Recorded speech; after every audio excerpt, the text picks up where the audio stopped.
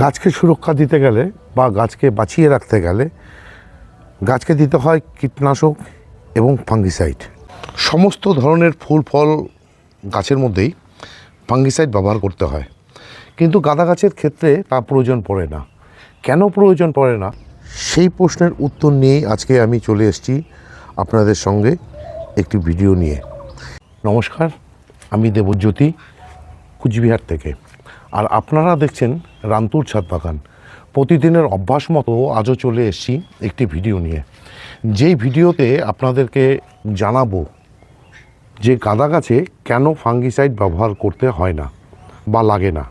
আমার কাছে এই যে গাঁদা ফুলের গাছগুলো দেখছেন, এই গাঁদা ফুলের গাছগুলো এই সময় আমি কি করে তৈরি করছি, কেননা এই যে বর্তমান সময় শীত প্রায় শেষ লগ্নেই বলা যায়, কারণ তাপমাত্রা রাতের থেকে দিনের তাপমাত্রা কিন্তু অনেকটাই এখন বেড়ে গেছে।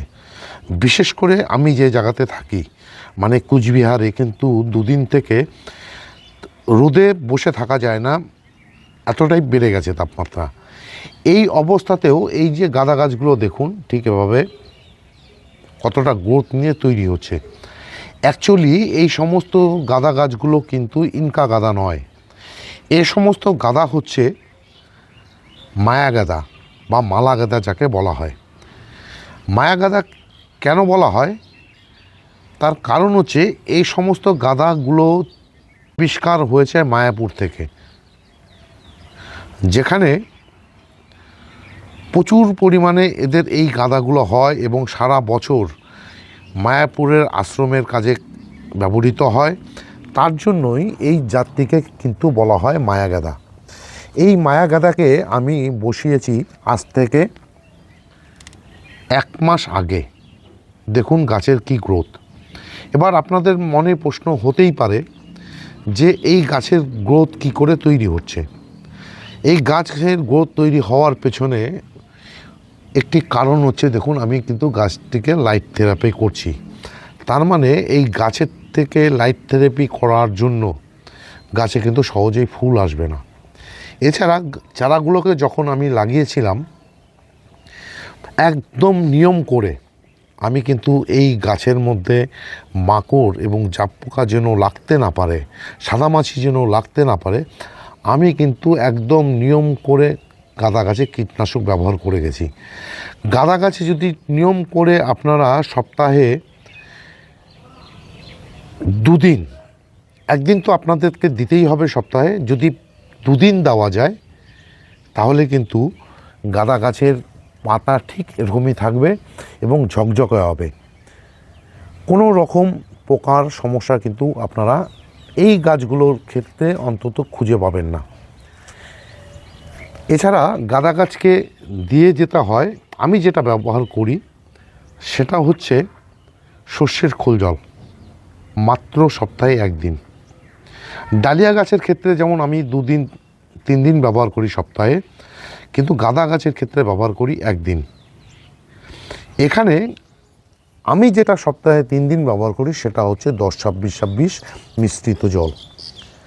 এই 10-26-26 মিশ্রিত জল পেয়েই কিন্তু গাঁদা গাছগুলো ঠিক এই অবস্থায় এসে দাঁড়িয়েছে।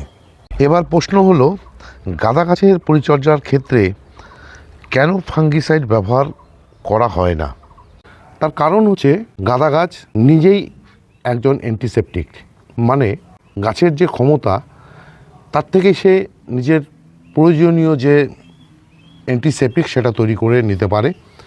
আমরা ছোটোবেলায় শীতের দিনে কি হতো, যখন কোনো কেটে ছেটে যেত খেলাধুলার ছলে, সে সময় আমরা কি করতাম, সেই গাঁদা গাছের পাতা ছিঁড়ে নিয়ে একটু হাতের ডোলে নিয়ে সেই কাটা অংশে লাগিয়ে দিতাম।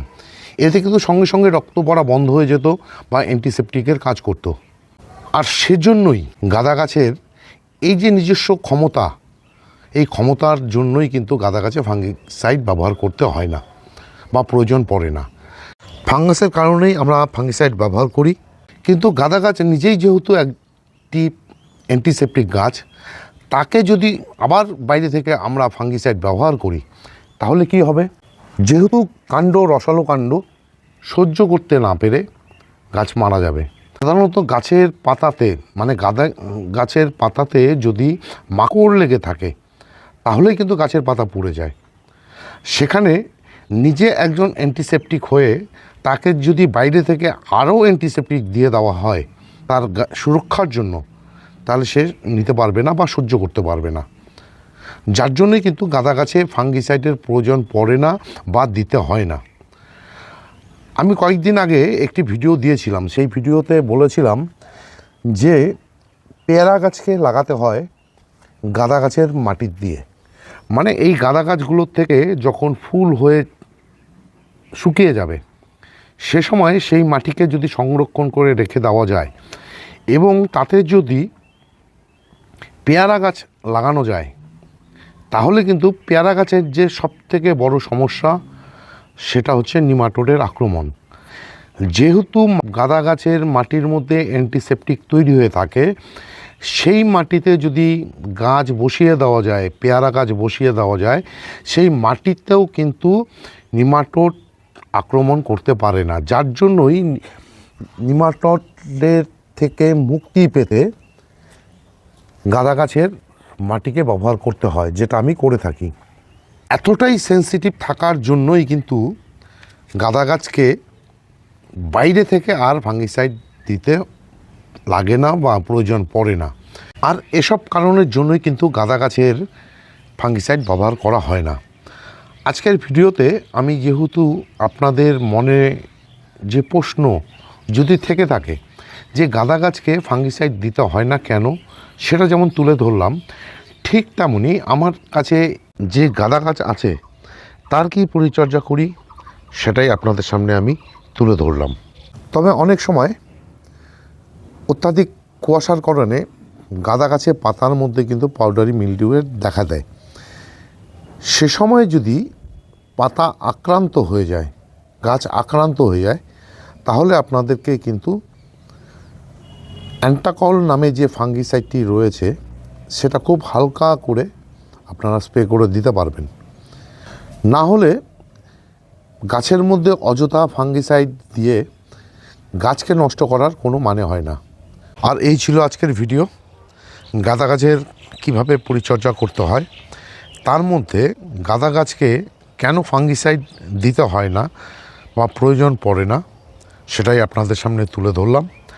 আজকের এই ভিডিওটি যদি আপনাদের কাছে ইনফরমেটিভ বলে মনে হয় বা গ্রহণযোগ্য বলে মনে হয়, তাহলে আজকের ভিডিওর উপরে একটি লাইক এবং একটি কমেন্ট করবেন।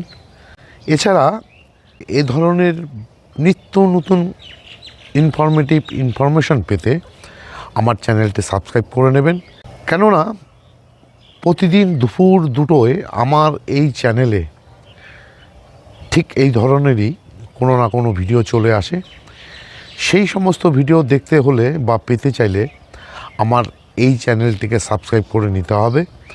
সবাইকে অশেষ অশেষ ধন্যবাদ এবং শুভেচ্ছা জানিয়ে আজকের এই ভিডিও শেষ করছি। সবাই ভালো থাকবেন, সুস্থ থাকবেন, সবুজের সাথে থাকবেন। ধন্যবাদ।